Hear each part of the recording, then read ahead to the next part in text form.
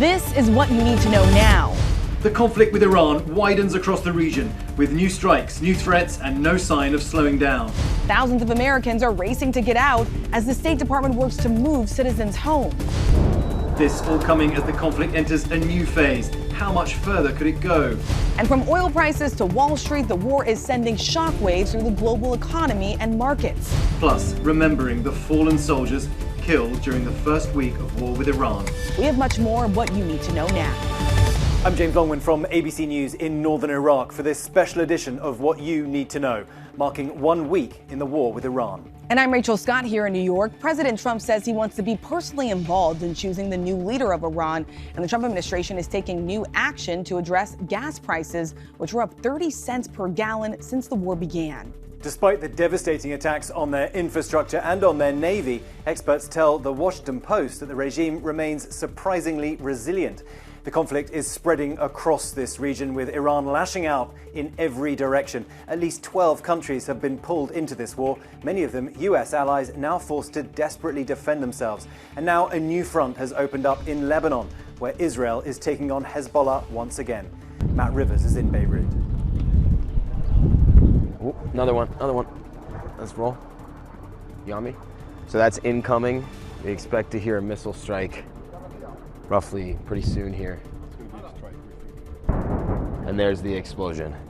So that's another airstrike here. We're on a rooftop pretty far away, but that's Dahia. You can see the smoke. It's going to get bigger here in a second. This is the ongoing Israeli bombardment in this area. The Israeli military saying that they are targeting what they call the Hezbollah stronghold in Beirut. This is a sustained bombardment. We continue to see these very, very devastating airstrikes with that smoke continuing to rise up there behind me.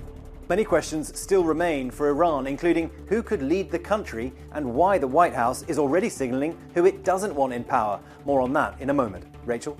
Here at home, a growing race to get Americans out of the region. The State Department urging U.S. citizens across the Middle East to leave as the war expands. Christian Cordero explains. Rachel, as fighting spreads across the Middle East, thousands of Americans are now trying to find a way out of the region. The State Department has been urging U.S. citizens in more than a dozen countries to leave immediately, but getting out hasn't been easy. Airspace closures, missile attacks, and canceled flights have disrupted travel across the Gulf, leaving many Americans scrambling to find available routes home. U.S. officials say they're working to help, organizing charter flights and coordinating with commercial airlines and regional partners to move people out safely.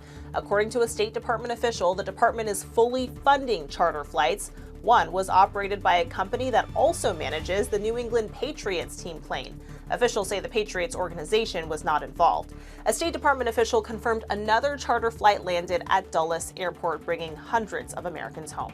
The attack on a girls' school that left more than 160 young children and teachers dead on the day the war began sent shockwaves through this region. And now the New York Times is reporting that the United States may have been responsible for it. The school was near an Iranian military facility, although it's unclear if that was even in use. The White House says the US would never intentionally strike at a civilian target and that the Pentagon continues its investigation. But the optics for the US are very poor.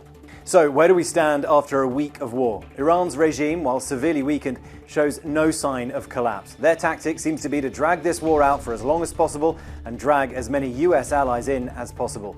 US aims have been variously stated as regime change, neutralizing the nuclear threat, and bringing peace to the Middle East. Success for Iran just means survival. The administration has offered several different explanations for why the U.S. struck Iran, first citing Iran's missile threat, then its nuclear program, and later the need to preempt possible attacks. Now the White House is facing questions about those shifting justifications. Karen Travers has more from Washington. Rachel, the White House is facing questions for different explanations for why the U.S. struck Iran. First, the president pointed to Iran's missile capabilities. Long-range missiles that can now threaten our very good friends and allies in Europe, our troops stationed overseas, and could soon reach the American homeland. Then Defense Secretary Pete Hegseth said the strikes were to prevent Iran from advancing its nuclear weapons. Iran had a conventional gun to our head as they tried to lie their way to a nuclear bomb. Secretary of State Marco Rubio has offered another justification, saying the U.S. struck first to prevent an expected retaliation after an anticipated Israeli attack. The assessment that was made that if we stood and waited for that attack to come first before we hit them, we would suffer much higher casualties. Then Rachel and I were both in the Oval Office when the president insisted the U.S. strikes on Iran were his call, not Israel's. Might have forced their hand. You see, we were having negotiations with these lunatics, and it was my opinion that they were going to attack first. The president also said he was surprised Iran targeted neutral countries, accusing Tehran of striking nations that were helping negotiate and even hitting civilian sites. The president called the regime evil and argued something had to be done after decades of violence. It comes as Israel and the U.S. say they're moving into a new phase of the war, dismantling Iran's missile production capability for the future. President Trump telling ABC News he wants to make sure a future U.S. president does not face a hostile Iran, saying we don't want some president in 10 years to get stuck with this problem and not know what to do about it. As for what comes next in Iran, Ayatollah Khamenei's 56-year-old son is being seen as a leading contender to succeed his father, but the White House says that any replacement must be acceptable to the United States, signaling it would reject a hard-line continuation. President Trump telling ABC's John Carl the U.S. does not want anyone installed in Tehran without approval, while Iran appears to be delaying its decision. President Trump also says the conflict will last as long as he decides, with estimates from a bipartisan think tank putting the cost to the U.S. at nearly $900 million a day. And we have much more of what you need to know. Stay with us.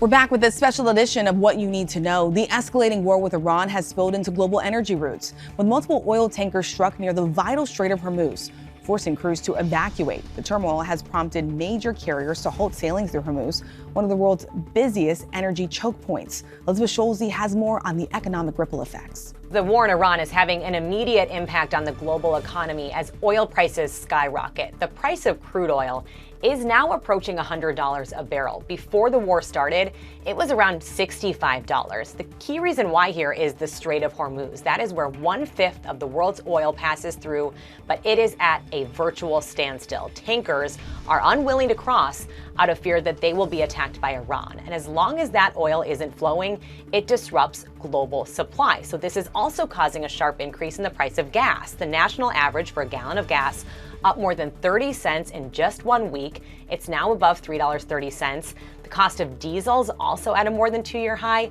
These higher energy costs don't just affect prices at the pump. If companies are paying higher fuel costs to transport goods, they can pass down those costs to consumers. So we could start to see higher prices ripple across the economy. Getting a good idea of what Iranians think of the U.S. and the Israeli operation is very hard, but ABC News has been in touch with some in the country.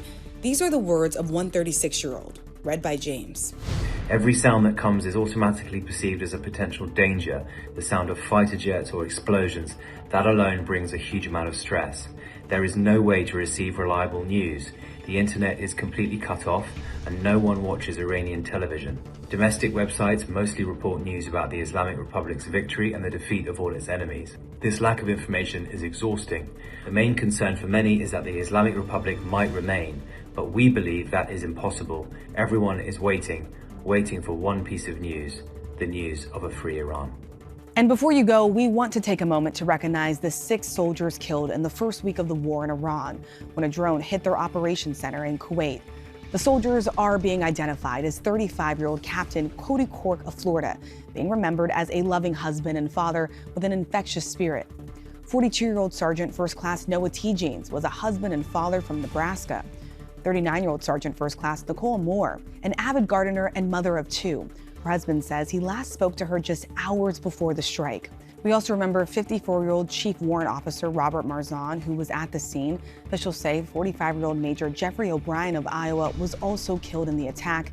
And we remember 20-year-old Declan Cody from Iowa, an Army Reserve specialist studying cybersecurity at Drake University. And that's what you need to know. For breaking news and live updates throughout the day, check out ABC News, streaming on Disney+. New episodes streaming every day on Disney+.